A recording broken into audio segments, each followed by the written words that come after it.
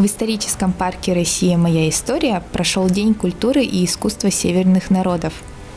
Вячеслав Шадрин, председатель Совета старейшин юкагирского народа, провел лекцию «Юкагиры. Кто они? Интересные факты». В чем, наверное, важность этой лекции? Все вроде бы знают, что есть юкагиры. Все знают о том, что это уникальный древний народ, но более подробно, особо не вдаются в историю данного народа и даже не вдаются, в чем же особенности народа. Отличается ли он чем-то от якутов, отличается ли он от эвенов, эвенков, чукчей, долган, других народов вообще. И не понимает вообще, чем оно отличается.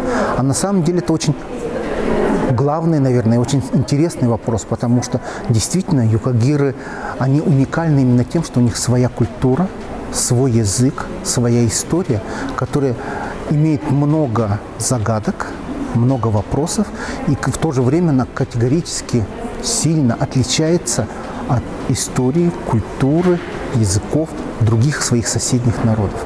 И в этом как раз и особенность. И я как раз призываю зрителей, слушателей как раз вдуматься, что Якутия – это многонациональная республика, в нем проживают разные народы. И вот в гербе республики 7 алмазов, 7 бриллиантов. Это 7 народов, которые составляют основу населения нашей республики. Но у каждого из этих бриллиантов свои особенности.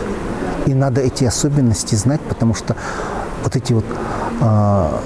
именно из этого формируется то самое богатство нашей республики. Из них именно формируется наше культурное, наверное, скажем так, единство в многообразии. И юкагиры являются одним из тех, которые вносят свой вклад в это разнообразие наших народов и культуры нашей республики.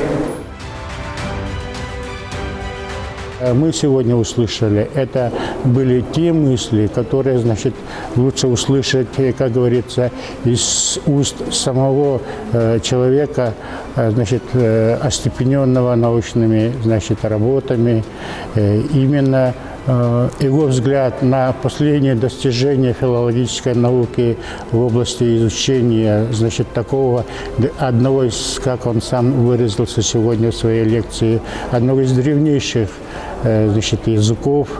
И поэтому мы очень благодарны, я очень благодарен историческому парку за то, что они дают нам возможность бесплатно встретиться вживую с людьми, не просто носителями языка, а с людьми, которые, работают в научной среде, и они имеют точку зрения и знают, и могут рассказать о последних достижениях науки в истории этих древнейших народов.